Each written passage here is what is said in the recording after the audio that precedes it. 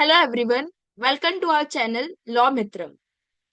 Today we are going to understand the bird view of this act Madhya Pradesh Govanshvat Pratisheth Adhiniyam, and further that we will discuss some important definition of the act.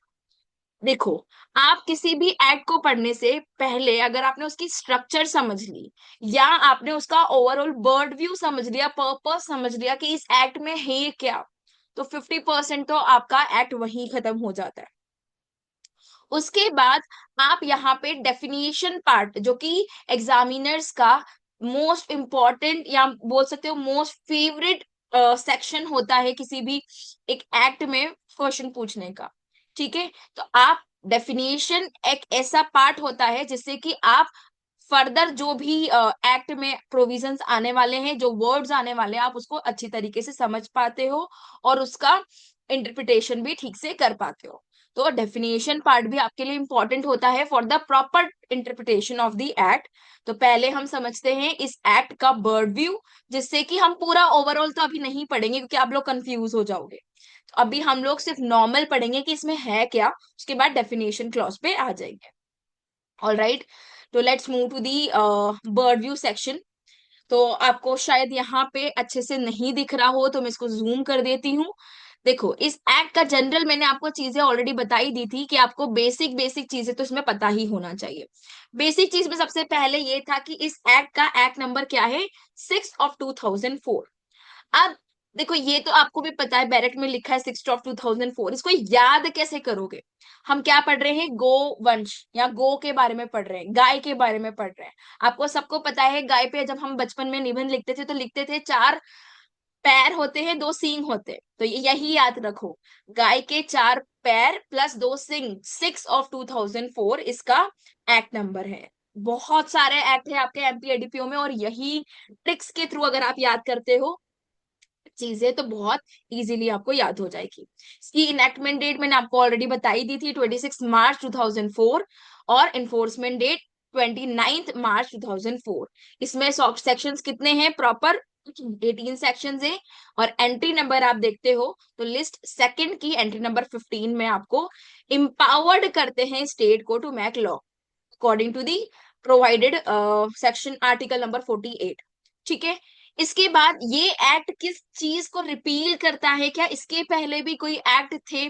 बिल्कुल थे, इसके पहले भी MP Madhya Pradesh में कुछ act थे जो कि आपके गोवंश वध को प्रतिषेध, जैसे गौशाला एक्ट था, बहुत सारे और अलग अलग एक्ट थे। उसके बीच में एक अध्यादेश पारित हुआ था जो कि आपके 2004 में ही पारित हुआ था, और इस एक्ट के आने के बाद वो अध्यादेश रिपील हो गया। ये सेक्शन नंबर 18 में the last section of the act इसमें प्रोवाइडेड है। इसके बाद ये कहाँ अप्लाई होता है, होल ऑफ एमपी पे अप्लाई होता है। अब देखो, इस एक्ट को पढ़ने से पहले हम लोग इस एक्ट को 6 भागों में बांटेंगे। 6 भागों में बांटेंगे तभी हम इसको समझ पाएंगे। इस एक्ट में सबसे पहले आपको देखनी है कुछ डेफिनेशंस, जो मोस्ट इंपॉर्टेंट डेफिनेशंस कह ही सकते हो आप, कि एक्ट एक तरफ और डेफिनेशन सारी एक तरफ। ठीक है, तो इसमें ए से लेके जी तक कुछ नई डेफिनेशन है, इसमें ऐड भी हुई है 2011 में। वो चीज हम डिटेल में आज के लेक्चर में देखेंगे। इसके बाद में यहाँ पे कुछ एडमिनिस्ट्रेटिव पार्ट है। एक एक्ट बनाने से कुछ नहीं होता जब तक कि हम उसमें कोई भी एक एग्जीक्यूशन नहीं कर दे, एडमिनिस्ट्रेशन के लिए किसी को अपॉइंट नहीं करते।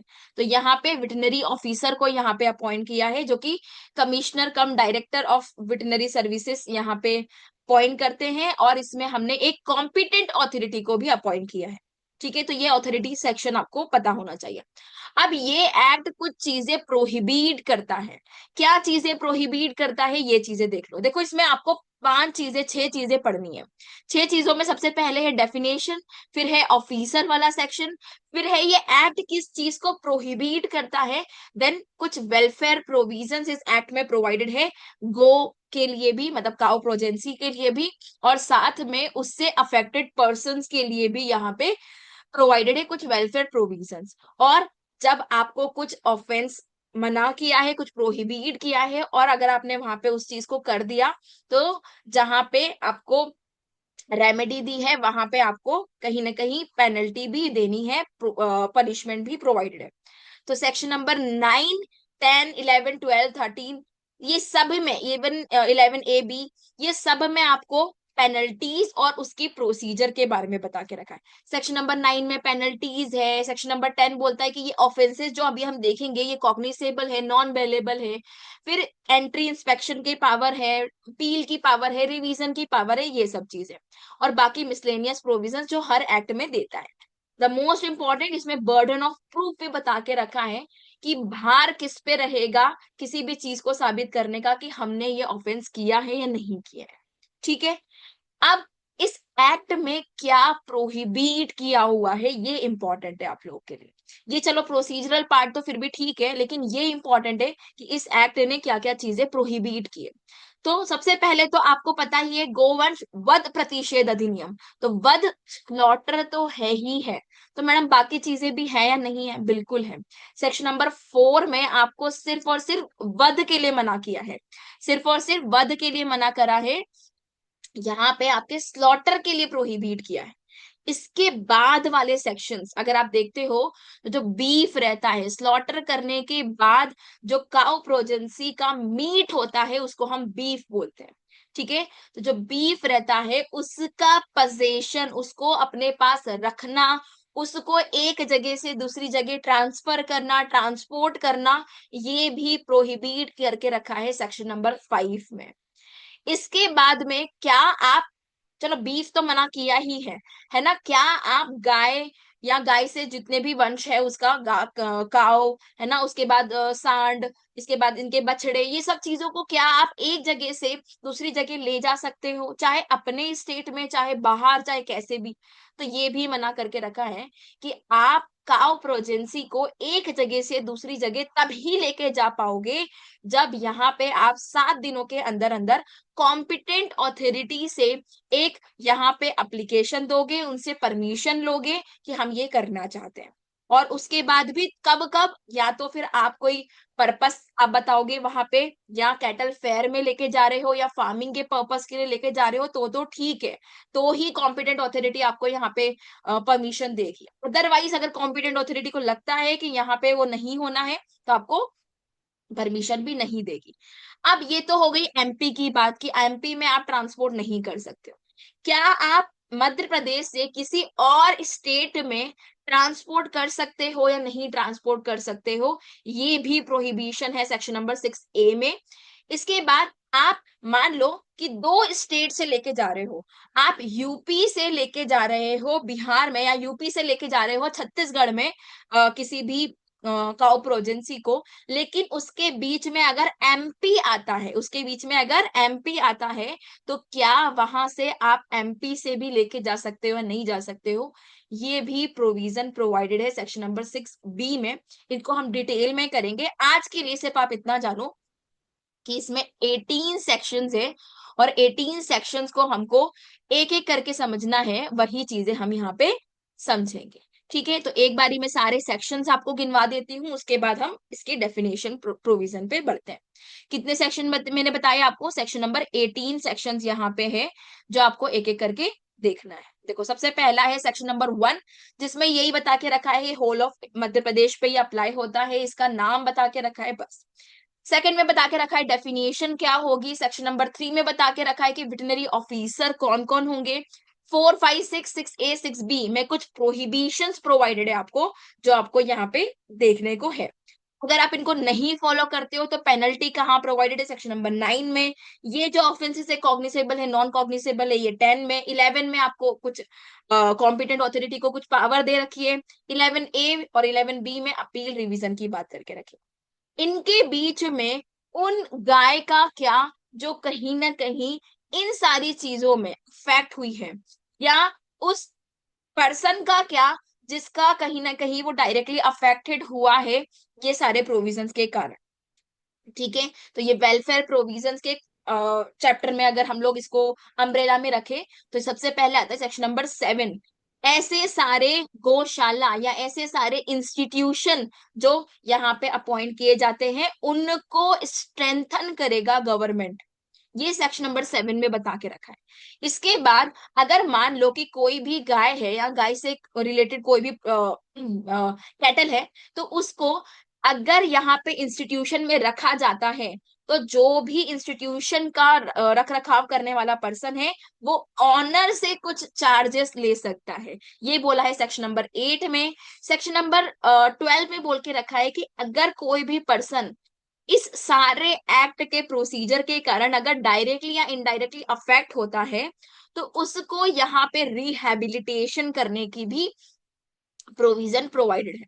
इसके बाद अगर आप देखोगे तो यहाँ पे जो भी गाय, अगर जैसे अगर हम सेक्शन नंबर 11 में देखें तो यहाँ पे सीजर की पावर है कि अगर कोई भी गाय या गाय से रिलेटेड कोई भी कैटल आपको ऐसी अवस्था में मिलता है कि आप उसको यहाँ पे सीजर करना पड़े तो आप सीज कर सकते हो। लेकिन वो सीज करी हुई गाय का क्या, उसके लिए भी यहाँ पे प्रोविजन बता के रखा है कि सीज करी हुई गाय को भी मेंटेन करने की जरूरत है, और वो सेक्शन नंबर 12A में और 2011 में आया है। तो ये अमेंडमेंट से आया है, इसलिए आपको ये इंपॉर्टेंट सेक्शन बनता है। अब हम आते हैं कुछ डेफिनेशंस पे जो कि आपके लिए बहुत इंपॉर्टेंट है। और डेफिनेशन पार्ट इसलिए भी इंपॉर्टेंट होता है क्योंकि आप इसके बेसिक टर्मिनोलॉजी समझ लेते हो कि कोई भी इस एक्ट में अगर अदरवाइज वर्ड्स आते हैं इस डेफिनेशन से रिलेटेड तो आपको उससे इसको कनेक्ट करना होता है। अब बीफ मतलब क्या, काउ प्रोजेंसी मतलब क्या, स्लॉटर मतलब क्या, है ना, ये सब चीजें आपको डेफिनेशन से ही समझ में आएगी। और डेफिनेशन आपके एग्जामिनेशन पॉइंट ऑफ व्यू से भी बहुत इंपॉर्टेंट रोल प्ले करती है। आते हैं हम लोग, हमने ऑलरेडी देख लिया 26 मार्च 2004 एंड 29 मार्च 2004 में आपका क्या हुआ था, प्रेसिडेंट की असेंट मिल गई थी और आप यहाँ पे इन्फोर्समेंट में ये एक्ट आ गया था। हमने इसको कल डिटेल में पढ़ा था कि इस एक्ट का ऑब्जेक्ट क्या है, चार ही ऑब्जेक्ट है। इसको 4 P 4 P से भी आप यहाँ पे याद कर सकते हो। पहला P है जनरल पब्लिक के इंटरेस्ट के लिए आपको यहाँ पे इस एक्ट को बनाना पड़ा। दूसरा P है पीस मेंटेन करने के लिए। चौथा P है कि कुछ स्लॉटर ऑफ काउ प्रोजेंसी को प्रोहिबिट करने के लिए एक्ट बनाना पड़ा। और लास्ट है प्रिजर्वेशन के लिए आपको ये एक्ट बनाना पड़ा। तो अगर हम इसको देखें तो 4 चीजें इसमें बता के रखी है। पहला क्या है, पहला P बात करता है आपका जनरल पब्लिक के इंटरेस्ट में ये एक्ट बनाया गया। दूसरा P बात करता है आपको पीस और कम्युनल हार्मनी मेंटेन करने के लिए आपको ये एक्ट बनाना पड़ा। तीसरा आपका है कि भाई कुछ ऐसे स्लॉटर्स को प्रोहिबिट करने के लिए एक्ट आपको बनाना पड़ा। और लास्ट है कि आप यहाँ पे प्रिजर्वेशन कर पाओ किसका, काउ प्रोजेंसी का। इस एक्ट के लिए ये उद्देश्य है। प्रिजर्वेशन कैसे करा है, सेक्शन नंबर 7 8 अगर आप देखते हो, 12 देखते हो, 12A देखते हो, ये सब चीजें में वेलफेयर बता के रखा है। सेक्शन नंबर 4 से लेके अगर आप सेक्शन नंबर 6B तक देखते हो, यहाँ पे कुछ चीजें प्रोहिबिट की हुई है। और बाकी सारा एक्ट आपके बात करता है पब्लिक वेलफेयर के लिए और पीस मेंटेन करने के लिए ये एक्ट बनाना आपको जरूरी था। नेक्स्ट देखते हैं सेक्शन नंबर 1। इसमें आपको जनरल नाम बता के रखा है इस एक्ट का, मध्य प्रदेश गोवंश प्रतिषेध अधिनियम 2004, जिसका एक्ट नंबर है 6/2004। ये whole of state of Madhya Pradesh पे लागू होता है। ये कब आया था फोर्स में, आप लोग कमेंट बॉक्स में आप मुझे बताओ। नेक्स्ट इसमें बता के रखा है डेफिनेशंस। अब देखो डेफिनेशन सबसे इंपॉर्टेंट है। मैंने आपको कल 2 डेफिनेशंस पढ़ाई थी, एक है काउ प्रोजेंसी, एक है स्लॉटर। काउ प्रोजेंसी की डेफिनेशन और स्लॉटर की डेफिनेशन के अराउंड ही ये पूरा एक्ट रिवॉल्व करता है। ठीक है, तो काउ प्रोजेंसी का जो भी फ्लैश होता है, जो भी मांस होता है, ठीक है, उसी को बीफ बोलते हैं। ऐसी काउ प्रोजेंसी जो आपको सेक्शन नंबर 2B में बता के रखी है, ठीक है, 2B में बता के रखी है, उनके स्लॉटर से जो भी उनका जिनका भी स्लॉटर प्रोहिबिट करके रखा है उसके फ्लैश को ही बीफ कहा जाता है। तो बीफ हम किसको बोलेंगे, बीफ हम ऐसे काउ प्रोजेंसी के स्लॉटर को, काउ प्रोजेंसी के फ्लैश को बीफ बोला जाएगा जो कि यहाँ पे प्रोहिबिटेड है स्लॉटर, जिनका जिनका स्लॉटर प्रोहिबिटेड है। तो क्या कहा जाएगा, बीफ मतलब वो सारे काउ प्रोजेंसी का फ्लैश जिनका स्लॉटर यहाँ पे प्रोहिबिट करके रखा है सेक्शन नंबर 4। इतना आपको यहाँ पे बीफ के डेफिनेशन में याद रखना है। गोमांस क्या बोलेंगे? गोमांस से अभिप्रेत है वही सारे गोवंश जिनका वध इस अधिनियम के अधीन प्रतिषिध किया गया है, का मांस, मतलब को काउ प्रोजेंसी का मांस को हम भी यहाँ पे बोलेंगे। नेक्स्ट, हमने कल काउ प्रोजेंसी याद कर ही ली थी। इसको याद करने के लिए मैंने आपको ट्रिक भी बताई है, BBC, ये आपको याद रखना है। काउ, बुल, बुलक और काउस। अब एक चीज और मैं आपसे पूछना चाहूंगी कि ये जो बोल के रखा है गाय, सांड, बैल और गाय के बछड़े, इसमें सांड और बैल में क्या अंतर होता है? क्या अंतर होता है सांड और बैल में? देखो, जो बुल्स होते हैं ना, ये रिप्रोडक्शन के लिए काम में यूज यूज किया जाता है इनको, मतलब ऐसे मेल काउ जो कहीं ना कहीं रिप्रोडक्शन में यूज होता है, जो अभी भी रिप्रोड्यूस कर सकते हैं। लेकिन जो आपके बुलक्स होते हैं वो ऐसे मेल काव होते हैं जो रिप्रोडक्शन में काम नहीं होता, इनका सिर्फ फार्मिंग में यूज होता है, सिर्फ और सिर्फ फार्मिंग में यूज होता है, जिनको आप बोल सकते हो कि जो बैलगाड़ी होती है उनमें यूज होता है, और जो बुल्स रहते हैं उनको रिप्रोडक्शन में यूज किया जाता है। तो ये दोनों ही यहाँ पे इंक्लूडेड होंगी। लेकिन क्या इंक्लूडेड नहीं होंगी ये भी आपको जाना जरूरी है। बफेलो यहाँ पे इंक्लूड नहीं होगा। इसके बाद बाकी और सारी जो कैटल्स होती हैं जो दूध प्रोड्यूस करती हैं, ठीक है, शिप हो गई, गोट हो गई, ठीक है, यहाँ आपके और दूसरे जो एनिमल्स हो गए, कैमल हो गए, बाकी जो सारे एनिमल्स हैं वो सारे इसमें इंक्लूड नहीं होंगे। ये एक एग्जॉस्टिव डेफिनेशन है, मतलब जहां पे भी मीन्स लिखा है ना, ये बात याद रख लो, आपके लिए इंपॉर्टेंट है कि जहां पे भी मीन्स वर्ड आगे वो डेफिनेशन एग्जॉस्टिव होती है, और जहां पे भी इंक्लूड लिखा आ गया वो इंक्लूसिव डेफिनेशन होती है। आप वहां पे दूसरी चीज भी ऐड कर सकते हो, लेकिन इसमें सिर्फ मीन्स लिखा है, और मीन्स में आपके सिर्फ और सिर्फ वही चीजें इंक्लूडेड होंगी जो इस डेफिनेशन में आपको बता के रखा है। तो हमको इतना डिटेल में नहीं करना है, सिर्फ यही करना है कि आपको अगर ऑप्शन में आता है कि काउ, बुल, बुलक, काव और इनके अलावा क्या नहीं आएगा, तो बफेलो, शिप, गोट, ये सब चीजें नहीं आएंगी, ठीक है। और 2B में आपको डिफाइन किया हुआ है आपके काउ प्रोजेंसी। और सी देखोगे कॉम्पिटेंट ऑथोरिटी। कॉम्पिटेंट ऑथोरिटी और एक है आपका वेटरनरी ऑफिसर। ये दोनों आपके कुछ ऑफिसर्स हैं जो इस एक्ट में प्रोवाइडेड है, कुछ एडमिनिस्ट्रेटिव ऑफिसर्स है, कुछ एडमिनिस्ट्रेटिव ऑथोरिटीज है जो आपको इस एक्ट में प्रोवाइडेड है। देखो, कॉम्पिटेंट ऑथोरिटी वो सारी ऑथोरिटी होती है जो स्टेट गवर्नमेंट नोटिफिकेशन के थ्रू अपॉइंट करता है, और उनको वो सारे फंक्शंस करने होते हैं जो कॉम्पिटेंट ऑथोरिटी के इस एक्ट में फंक्शन बता के रखे। फॉर एग्जाम्पल, जैसे अगर आप यहाँ पे एक्सपोर्ट करते हो, ठीक है, आप एक्सपोर्ट करते हो या आपको ट्रांसपोर्ट करना है विद इन द स्टेट, या एक्सपोर्ट करना है आउट ऑफ द स्टेट, तो you have to take permission of competent authority within the 7 days of such transport. और कॉम्पिटेंट ऑथोरिटी भी तभी परमिशन देगी जब उनको कोई भी रीजनेबल ग्राउंड्स आपके लिखते हैं। फॉर एग्जाम्पल कि आपको कैटल फेयर के लिए जाना है, आपको फार्मिंग के पर्पस के लिए जाना है, या कोई भी अदर पर्पस के लिए जाना है जो कॉम्पिटेंट ऑथोरिटी को रीजनेबल लगता है।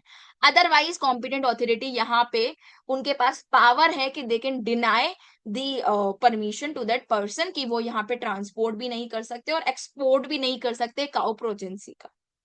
लेकिन इसमें भी है कि कॉम्पिटेंट ऑथोरिटी की आप अगर मना कर देती हैं तो वो अपील कैसे होगी, क्या होगी, वो सब चीजें हम जब हम सेक्शन पढ़ेंगे रेलिवेंट तब पढ़ेंगे, ठीक है। अब नेक्स्ट है, आप यहाँ पे इंस्टीट्यूशन की बात करते हैं। जैसे मैंने आपको बताया सेक्शन नंबर 7 में, अगर आप यहाँ पे देखोगे, सेक्शन नंबर 7 में आप यहाँ पे देखोगे कि यहाँ पे स्ट्रेंथन करना है कुछ इंस्टीट्यूशंस को। किसको करना है? स्टेट गवर्नमेंट ऐसे इंस्टीट्यूशन को, ऐसे चैरिटेबल इंस्टीट्यूशंस को स्ट्रेंथन करेगी अपने खुद के एक्सपेंसेस पे, जो कहीं ना कहीं काउ प्रोजेंसी को मेंटेन करने के लिए यहाँ पे बनाए गए हैं। अब वो इंस्टीट्यूशंस कौन से हैं, कौन से इंस्टीट्यूशन को हम इंस्टीट्यूशन मानेंगे इस एक्ट के लिए, तो वो बता के रखा है आपको 2 के क्लॉज डी में।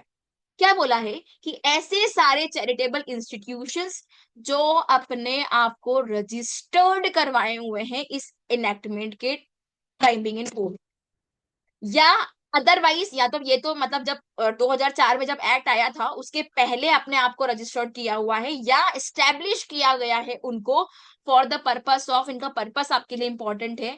तीन ही पर्पस है इनके। तीन पर्पस में क्या है? ये कीपिंग करते हैं, ब्रीडिंग करते हैं और मेंटेन करते हैं। ठीक है। और इनका जैसे मान लो कि कोई काउ प्रोजेंसी है, उसको कोई बीमारी हो जाती है या वो बूढ़ा हो जाता है, कोई बेल बूढ़ा हो जाता है, कोई गाय बूढ़ी हो जाती है या इन्फीम हो जाती है, बीमार हो जाती है, तो ये सारे इंस्टीट्यूशंस उनको रिसीव करते हैं, उनको प्रोटेक्ट करते हैं, उनकी केयर करते हैं, उनका मैनेजमेंट ट्रीटमेंट सारी चीजें ये चैरिटेबल इंस्टीट्यूशंस देखते हैं। और इन चैरिटेबल इंस्टीट्यूशंस को स्ट्रेंथन करने की ड्यूटी किसकी रहती है सेक्शन नंबर 7 में? स्टेट गवर्नमेंट की। तो इसके लिए आपकी इंस्टीट्यूशन की डेफिनेशन मोस्ट इंपॉर्टेंट है कि भाई कौन से इंस्टीट्यूशन को आप चैरिटेबल इंस्टीट्यूशन बोल सकते हो। क्या मैं और आप जैसे अगर गौशाला खोल के बैठ गए, ठीक है, तो क्या अभी भी स्टेट गवर्नमेंट ऑब्लाइज्ड है टू स्ट्रेंथन अवर गौशाला? नहीं। ऐसे सारे इंस्टीट्यूशन जो अपने आप को रजिस्टर्ड किए हुए हैं as an institution in this act, वही सारे इंस्टीट्यूशन को यहाँ पे स्ट्रेंथन करेंगी स्टेट गवर्नमेंट। अब एक बार हिंदी में समझ लेते। संस्था मतलब तत्समय प्रवर्त किसी भी अधिनियम के अधीन गोवंश को रखने, उनके प्रजनन के लिए, भरण पोषण के लिए और उनका अगर मान लो अशक्त अशक्त बूढ़े या रोगी गोवंश हो जाते हैं तो उनको ग्रहण करने के लिए, उनका संरक्षण करने के लिए, उनको देखभाल करने के लिए, उनका प्रबंधन करने के लिए और उपचार करने के लिए, जो भी सारे प्रयोजन के लिए स्थापित की गई रजिस्ट्रीकृत कोई भी पूर्त संस्था, उनको हम यहाँ पे इंस्टीट्यूशन माने। स्लॉटर मैंने कल आपको बहुत डिटेल में पढ़ाया है।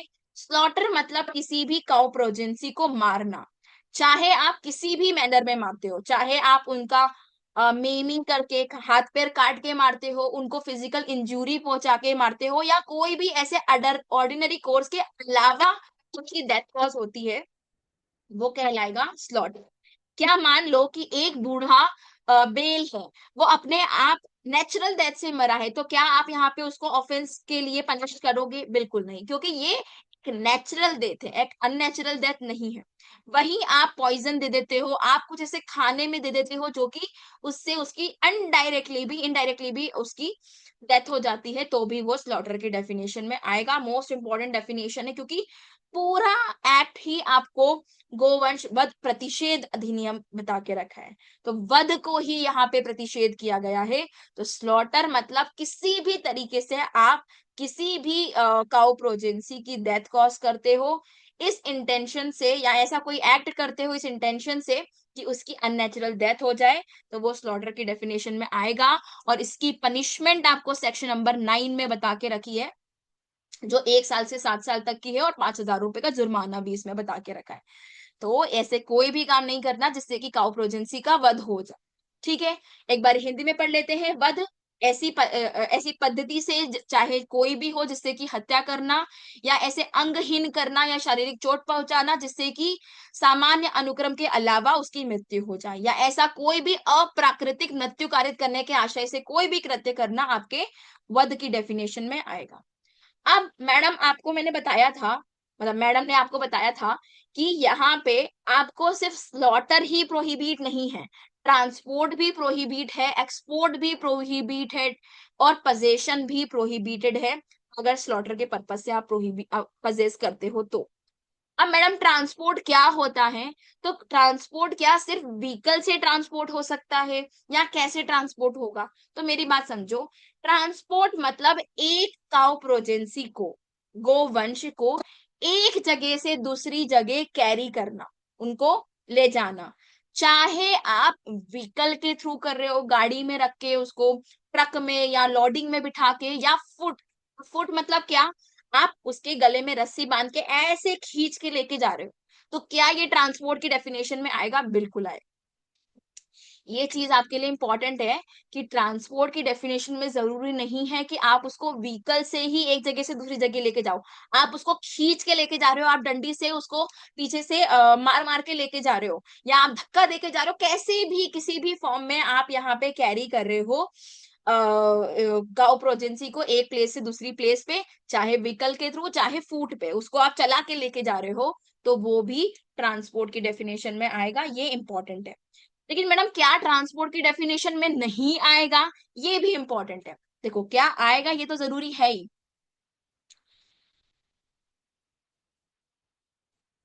ट्रांसपोर्ट की डेफिनेशन में जरूरी है कि भाई आप कैरी कर रहे हो, क्या कैरी कर रहे हो, काउ प्रोजेंसी को एक प्लेस से दूसरी प्लेस पे, चाहे आप उसको व्हीकल के थ्रू कर रहे हो या आप फुट पे बाय फुट उसको लेके जा रहे हो, ठीक है। लेकिन इसमें क्या नहीं आता वो भी इंपॉर्टेंट है। तो आप क्या नहीं आता ये चीजें देखो, आप इसके अंदर देखोगे। सबसे पहला बोला है कि अगर आप बोनाफाइड एग्रीकल्चर के लिए यहाँ पे लेके जा रहे हो, क्या लेके जा रहे हो, बोनाफाइड एग्रीकल्चर के लिए आप यहाँ पे लेके जा रहे हो, खेती बाड़ी के लिए आप बेल लेके जा रहे हो या बैलगाड़ी लेके जा रहे हो, तो क्या वो ट्रांसपोर्ट की डेफिनेशन में आएगा? क्या उसके लिए भी आपको यहाँ पे परमिशन लेनी पड़ेगी, आपको यहाँ पे कॉम्पिटेंट ऑथोरिटी से परमिशन लेनी पड़ेगी? तो नहीं। बोनाफाइड एग्रीकल्चर पर्पस के लिए आप लेके जा रहे हो तो उसके लिए आपको यहाँ पे परमिशन लेने की जरूरत नहीं है, क्योंकि वो ट्रांसपोर्ट की डेफिनेशन में नहीं आएगा। और उसी से एंसिलरी पर्पस।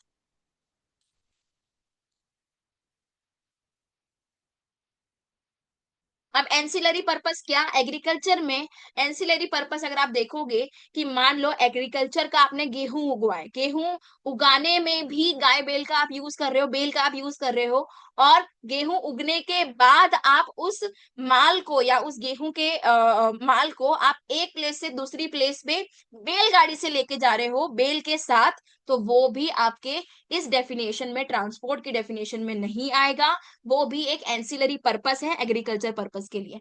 आप मान लो कि मिल्क प्रोडक्शन के लिए आप लेके जा रहे हो, किसके लिए लेके जा रहे हो, मिल्क प्रोडक्शन के लिए लेके जा रहे हो, तो क्या वो ट्रांसपोर्ट की डेफिनेशन में आएगा?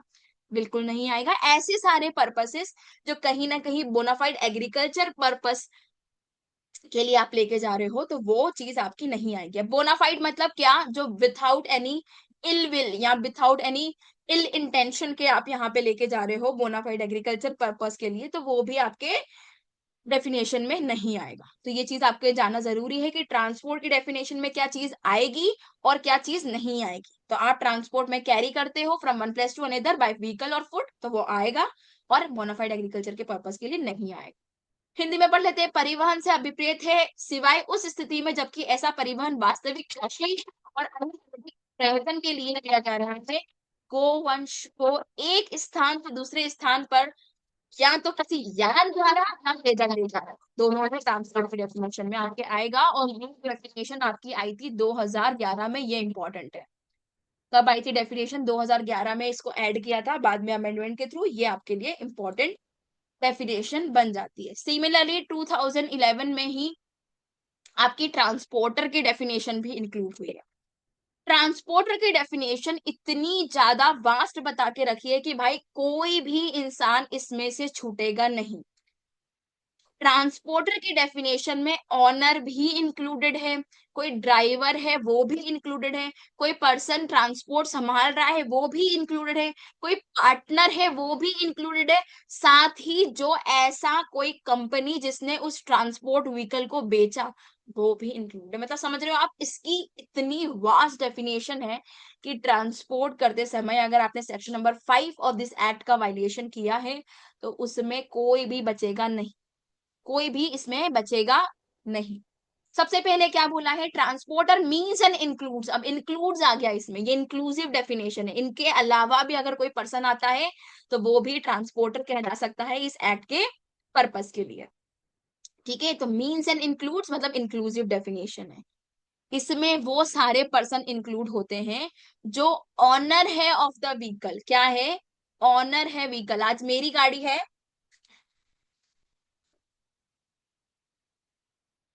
ठीक है, मान लो ये मेरी गाड़ी है, ए नाम की गाड़ी है, ये तो इंक्लूड होगा ही होगा, ये इंक्लूड इसमें होगा।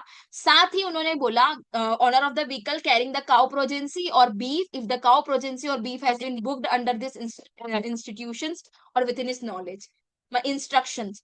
क्या बोला है कि अगर काउ ऑनर, व्हीकल ऑनर है, वो अगर काउ प्रोजेंसी को या उसके बीफ को, काउ प्रोजेंसी के बीफ को लेके जाता है एक जगह से दूसरी जगह, और वो इस एक्ट में कहीं ना कहीं पकड़ा जाता है, या उसके इंस्ट्रक्शन से ये काउ प्रोजेंसी या बीफ लेके जा रहा है, या उसके नॉलेज से लेके जा रहा है। मान लो आज मैंने मेरे फ्रेंड की गाड़ी लेके गया और उससे बीफ एक प्लेस से दूसरी प्लेस में लेके जा रहा हूँ, तो क्या यहाँ पे वो लाइबल होगा? नहीं। अगर नॉलेज में है तो बिल्कुल लाइबल होगा।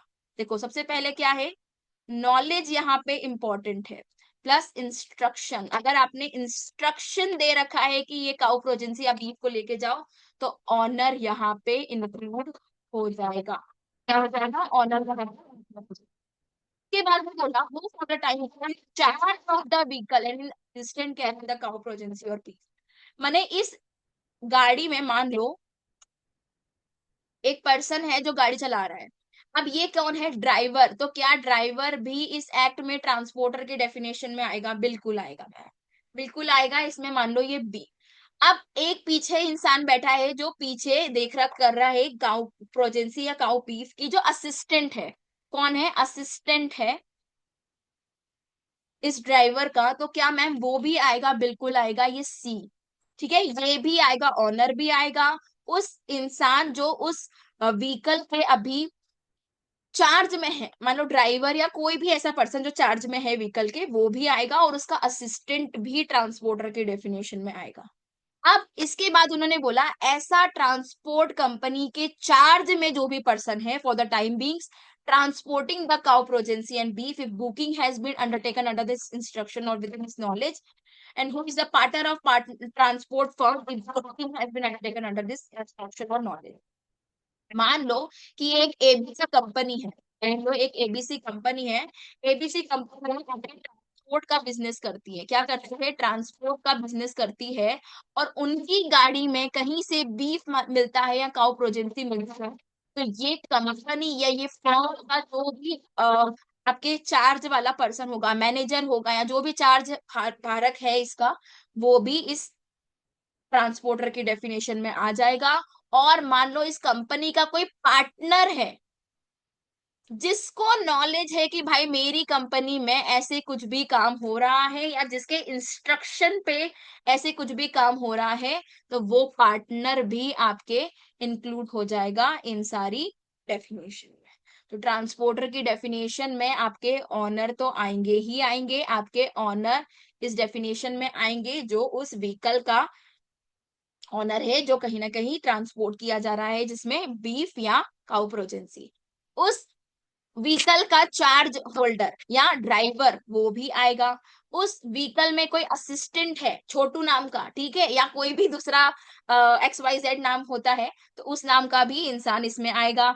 और तीसरा ये बोला है कि एबीसी नाम की कोई कंपनी है, उसका कोई चार्ज होल्डर है, वो भी आएगा। और इसी के साथ कोई पार्टनर है उस कंपनी का, वो भी इस कैटेगरी में आपके फॉल किए जाएंगे। ये इंपॉर्टेंट डेफिनेशन है, और यहाँ पे आप कंफ्यूज होगे खुद से पढ़ोगे तो, इसलिए इसको ऐसे ही पढ़ोगे। जगह एक बारी हम इसको पढ़ लेते हैं। Transporter means and includes owner of the vehicle carrying the cow progeny and beef. लेकिन उसके इंस्ट्रक्शन पे होना चाहिए और उसका नॉलेज होना चाहिए कि भाई ऐसे काउ प्रोजेंसी मेरी गाड़ी से ट्रांसपोर्ट हो रहे हैं। नेक्स्ट उन्होंने बोला कोई भी गाड़ी का चार्ज होल्डर या उसका असिस्टेंट जो भी काउ प्रोजेंसी या बीफ ठीक है ले जाते सब है।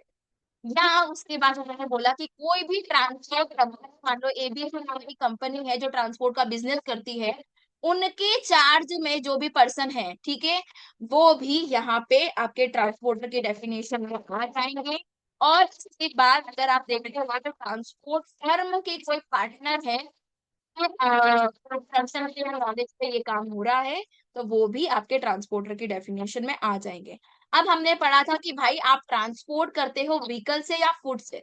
अब व्हीकल मतलब क्या? व्हीकल सिर्फ गाड़ी या ट्रक या यही सब नहीं, ऐसे सारे व्हीकल जो मैन्युअली, मतलब आप खुद उसको ड्राइव कर रहे हो, या मैकेनिकली वो चल रहा है। मान लो सिर्फ कोई मेट्रो है तो वो मान लो मैकेनिकली चल रही है, तो ठीक है, अगर आप उसमें भी गाड़ी लेकर जाते हो तो भी व्हीकल हो जाएगा। आप यहाँ पे कोई रोबोटिक कार में लेके जाते हो जो मैकेनिकली चल रही है, तो वो भी आपके व्हीकल के डेफिनेशन में आएगा। आप बैलगाड़ी में खुद आप उसको चला रहे हो, अगर इसमें भी आप बीफ या कोई भी काउ प्रोजेंसी लेके जाते हो तो वो भी व्हीकल की डेफिनेशन में आ जाएगा, या अदरवाइज आप ट्रक या कुछ भी चला रहे हो तो ये क्या चला ठेला गाड़ी पे लेके जा रहे हो, जैसे हम घसड़ते हुए लेकर जाते हैं ठेला गाड़ी, अगर उसके ही आप लेके जा रहे हो तो मैनुअली आप ड्राइव कर रहे हो, वो भी आपके डेफिनेशन में, व्हीकल के डेफिनेशन में आ जाएगा। चाहे आप उसको सड़क पे लेके जा रहे हो, लैंड पे लेके जा रहे हो, रोड से लेके जा रहे हो, वाटर से लेके जा रहे हो, या एयर रोड पर लेके जा रहे हो, वो भी आपके व्हीकल की डेफिनेशन में यहाँ पे आ जाए। यान से अभिप्रेत है मार्ग से उपयोग में लाए गए कोई भी यात्री। अब वेटनरी ऑफिसर क्या होता है, तो वही सारे ऑफिसर जो सेक्शन नंबर 3 में बता के रखे। देखो वेटनरी ऑफिसर यहाँ पे जनरली नहीं बता के रखा है, लेकिन वेटनरी ऑफिसर या वैसे सारे ऑफिसर होते हैं जो कहीं ना कहीं एनिमल से रिलेटेड होते हैं, तो ये सारे ऑफिसर यहाँ पे सेक्शन नंबर 3 में अपॉइंटमेंट कौन करेगा ये याद रखना है। सेक्शन नंबर 3 के पर्पस के लिए आपको 3 चीजें याद रखनी है।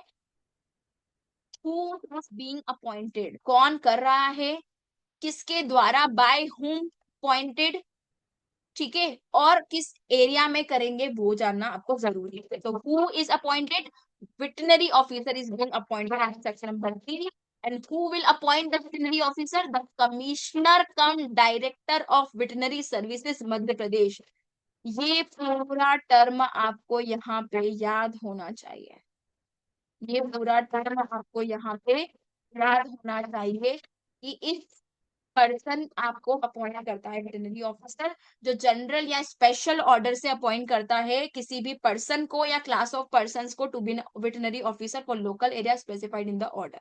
तो आपको 3 चीज यहाँ पे याद करनी है। तो कौन सा ऑफिसर, वेटरनरी ऑफिसर, कौन करेगा, तो commissioner cum director of veterinary services Madhya Pradesh करेगा, और कहाँ करेंगे, वेयर, लोकल एरिया जो कि सेंट्रल स्टेट गवर्नमेंट आपके बताती है, और किस पर्सन को करेंगे, कोई भी पर्सन जो है सही लगता है स्टेट गवर्नमेंट, ठीक है, लोकल एरिया में ये लोग वर्क करेंगे।